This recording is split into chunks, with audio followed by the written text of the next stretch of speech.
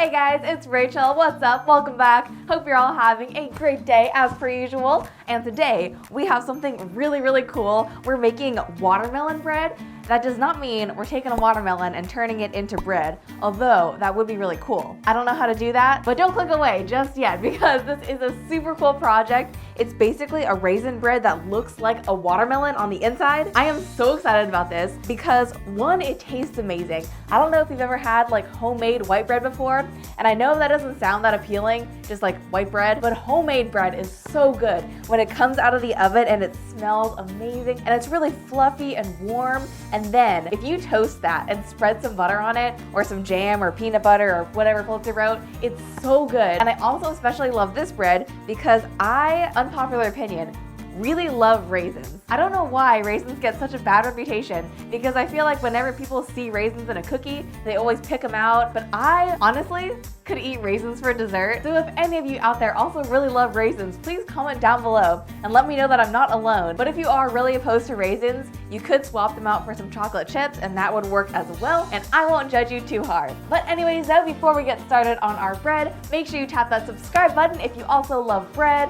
or raisins or cute things, and then turn on those notifications as well. And without further ado, let's hop right into it. To start off, you'll want a cup of milk and just get that warm so it'll make our yeast nice and happy. Then you're gonna add in 2 tablespoons of melted butter and give that a stir. And now for our magic ingredient, we're gonna add in some active dry yeast. Make sure that you are buying the active dry kind. I feel like there's a bunch of different kinds of yeast. You got rapid rise, instant, and the active dry, but go for the active dry today. And then you'll also wanna add in 2 tablespoons of sugar. This not only makes the bread taste amazing, but it also gives the yeast something to snack on. That's what they always tell you when you're learning how to make bread, I feel like, that you gotta give the yeast something to munch on. I don't know, I just like that image. But anyways, give that a mix. And then moving on over to a separate bowl, you'll want 2 cups of flour and then add in 1 1/4 teaspoons of salt. Grab yourself a wooden spoon and give that all a stir around, and then we're going to pour in the wet ingredients. And once again, give that a mix. You'll notice that the dough is really sticky at this point, but that's totally fine. We're gonna be incorporating more flour in just a moment. But first, it's time to color our watermelon colors. So I'm first going to divide this in half, just drawing a line through with my spoon. Then we're gonna divide one of those halves in half, which means that we're gonna have 1/2 for the red, 1/4 for green, and then 1/4 white. Now you'll wanna grab half of the mixture and just place that on a work surface that you've dusted with a 1/2 cup of flour. You'll also wanna swipe on some red food color and then start kneading that and incorporating it. Kneading bread is really easy. You just fold it in half and give it a push with the heel of your hand. Then give it a 1/4 turn, fold it in half again, and another push with the heel of your hand. If you're gonna do this by hand, it'll take about 8 minutes or so, depending on how strong you are and how much you're really going for it. Otherwise, if you want this to go a little bit faster, you can use the dough hook of your stand mixer, and that'll take about 5 to 6 minutes. And this might lead you to wonder, how do you know when your bread is ready? And it's actually really easy to tell. The best way to do it, I think, is just to poke it. You're looking for elasticity here, so essentially you want that bread to spring back. So if you poke it and it leaves a really deep dimple that doesn't spring back, keep kneading it for a little while longer until you have that nice elastic feel. And then at the end of the kneading process, you'll want to add in your raisins. I'm going to go for about 1/2 a cup here. If you're not a big fan of raisins, you could dial it back to maybe 1/3 of a cup. Your watermelon's going to be more of a seedless watermelon. It's up to you and your family if they like raisins or not. Or you could just not share it, I guess. But anyway, let those raisins get incorporated, and we're gonna move on to the white dough. So into my stand mixer, I'm adding in a 1/4 cup of flour, along with a 1/4 of our original dough. Then I'm gonna flip on my stand mixer and just let that start kneading together. That's gonna take another 5 to 6 to 7 minutes. Again, it really depends on the dough, but just look for elasticity. And then last but not least, we're gonna do our green dough. So I've got our dough in a stand mixer. I'm adding in a little bit of green gel food color and another 1/4 cup of flour as well. Flip on your stand mixer and just let that get incorporated. I don't know why I said it like that. This is looking beautiful, so now we're just gonna tuck that underneath some plastic wrap, and you wanna let that rise for about an hour or until it's doubled in size. And check it out, these get super puffy and beautiful. And now's my favorite part, you take your fist and you just punch down the dough. I know it seems kind of weird and a little aggressive too, but you do need to deflate your dough so we can move on to the next step, which is going to be the shaping and rolling.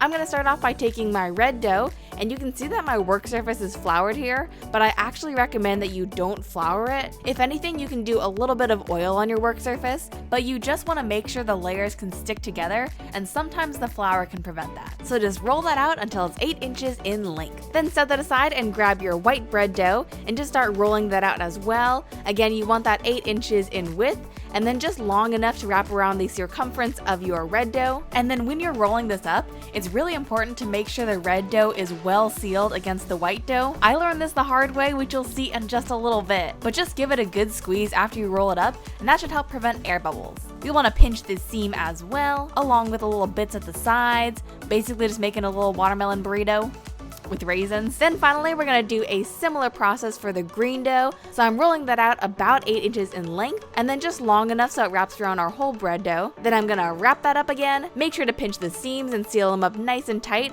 along with the seams on the side as well. And then we're gonna pop that into a lightly greased 8-inch loaf pan. Then you'll want to very lightly cover that with some plastic wrap and let it rise for about an hour or until it's doubled in size. And check this out, I always get so excited when I come back and I see how much the bread has risen. Something about it is just really gratifying. I like how puffy it looks.